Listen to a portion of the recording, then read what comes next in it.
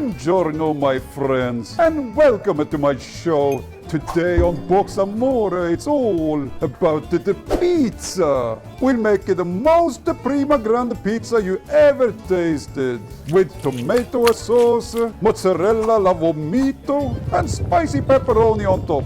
With Vito Pringolini, you always get the best. And always remember to add cardboard. Cardboard pizza is always the best. Oh, mamma mia, that sounds disgusting. And this is how you do it. Yeah, off you go. Arrivederci. Now, to make the cardboard pizza, you need a piece of cardboard. Then you cut out a triangular shaped piece, and then you cut along here to make a nice curve like I have here. So this is our starting point for the pizza slice. Next, we start folding the curved edge. So we fold a bit, squeeze a bit, fold a bit, squeeze a bit, and then you squash it down like this, just like you would if this was real pizza dough. Then you need some glue.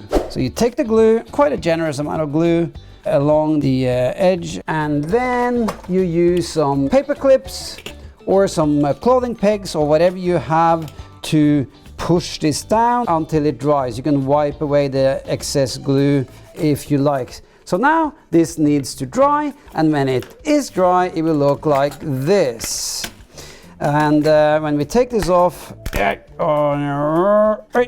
there, you see it's all gone totally solid here. Then you take this solid edge and you fold it up so that you can put a lot of ingredients in the middle of your pizza slice. Just like that. Just like a nice container there. Okay, so now we are ready to paint. Brush! We start with this very, very light yellow. It, in fact, is sort of half between white and yellow. It's very, very white sort of yellow. And we put that on the edge, going in about this much, not too long, don't have to go in too long. And then make sure you get the paint in the little cracks there, and go around on the other side a bit too. Don't have to do it too much, about this much should be just nice. That is gorgeous. So you see there and there. When it is dry, I'm going to use a slightly more sort of browny, yellowy, warm brown to crisp up the crust. Still quite light in color. It will dry darker, but just here on the crust, you can go a little bit darker around on the other side as well. So here I have the tomato sauce. It's made from red paint, and then I mixed in a little bit of yellow, a little bit of white, just to get it that sort of tomato sauce-like color. And it's kind of thin, so that it reminds us about the consistency of real sauce. So it's easy to pour. So you pour this on a bit. Yeah, look at this, just like you would with the real sauce, just like that. Not too much, of course, because then you're gonna spill it everywhere, but just pour it on there. And then use a brush to lay it on. And one thing to remember is that don't go all the way into the edge. Leave a little bit of the lighter color there. Makes it look a more authentic Italian, real Italian pizza. And it's quite thick. This is much more thicker than you would paint with real paint. I mean, as in with normal painting. Because now you are copying the feel of real tomato sauce. And by the way, to make the paint flowing like this, I diluted it with quite a bit of water. So into this wet paint, you can add the ingredients. You take a separate piece of cardboard. Look at this cardboard. This cardboard is quite thin. Can you see that? And this cardboard is a bit thicker. Can you see that? So the reason why I use the thinner cardboard is that it's much easier to cut little pieces. You know, thick cardboard can be a bit hard to cut corners and stuff. Thin cardboard is better. So find some thin cardboard, doesn't matter what color as long as it's thin. Okay, so now we start deciding, yeah, we would like a bit of cherry tomato, pepper cut in slices, pepperoni, some olives perhaps. What else do you want to have? Oh yeah, mushrooms, definitely mushrooms. Oh, nice piece of mushroom there. And then you cut them out and paint them. So here I have a bunch of pieces that are cut out. These are the peppers, some mushrooms, even a bit of broccoli, pepperoni, mushroom, cherry tomato, and olives. Then I have painted them on the other side. So check this out. Just turn them over and they all got a beautiful painted color here. Here we go. Here's pepperoni. Push it in a bit, just like you would with a real pizza. And then, of course, a lot of healthy veggies like mushrooms, cherry tomato, olive, broccoli. Yeah. I love veggies, by the way. You know, my pizzas are full of veggies always. Okay, these peppers I'm gonna wait with for the second layer. You see, this is just the first layer of ingredients. We are gonna add a second layer, but first we need to let it dry.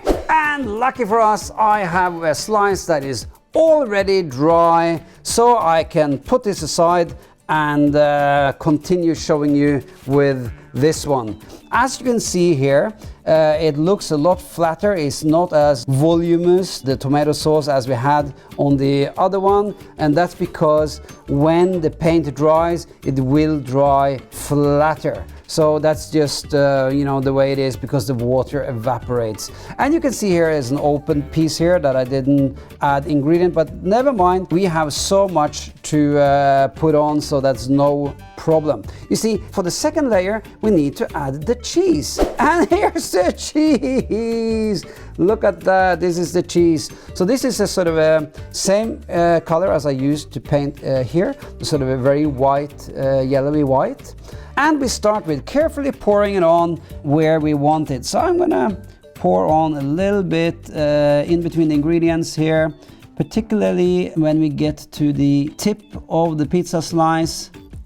You can use the brush if you like to sort of direct the paint. See, it sort of flows into the corners in between the ingredients here. I also suggest that you put a piece of cardboard underneath the pizza and not do it against the cutting board like I do, because it can get quite messy. So how much of the red tomato sauce you want to leave untouched, that's entirely up to you. So I'm going to just leave some big patches of red untouched because that looks really good. You don't want to cover up all that delicious tomato sauce. For the next bit of ingredients, I have here red pepper and green pepper. So let's say, shall we put it? This is composition here, folks. Maybe here. A green one, maybe right here. You can cut them, of course. Maybe you just like to have half a sliced pepper like this. Maybe you want to have it here. In that case, you can just take a little bit of the cheese and then use the cheese as some sort of a glue, so that you can glue it on. Oh, nice cheese. There. Now it needs to dry. And luckily for me, I have a piece here that is already dry. And as you can see, the cheese doesn't look as much now as it was. That's because it always dries a bit flatter. That's why you can pour on quite a bit actually. And I'm gonna add the last little bit of you know, Feinschmecker touch to this one. I have a brush here and I have diluted this yellowy orange. This is very yellowy orange, diluted with a lot of water and no white paint in there, so it's transparent. Now I'm going to sort of brush on a bit of the warm yellow, because you don't want the cheese to be totally flat in one color. You want it to be a bit sort of mixed between that sort of whiter color and a more warm yellow so that it copy the look and feel of real cheese. And real cheese, you know, once it's baked, it can take many different colors. You can also brush this color on here, there, and everywhere, because it will make the whole thing take on a sort of a warm, nice and cozy glow, giving your pizza restaurant a real nice warm feeling. You know, and if it's cold outside, you go in there and you have a nice hot pizza in a nice warm environment. Okay, so there we go. And now it's ready to eat. This is really delicious. Let's ask our house chef Vito what he thinks of it. Mi grande nonna, it's the best pizza ever!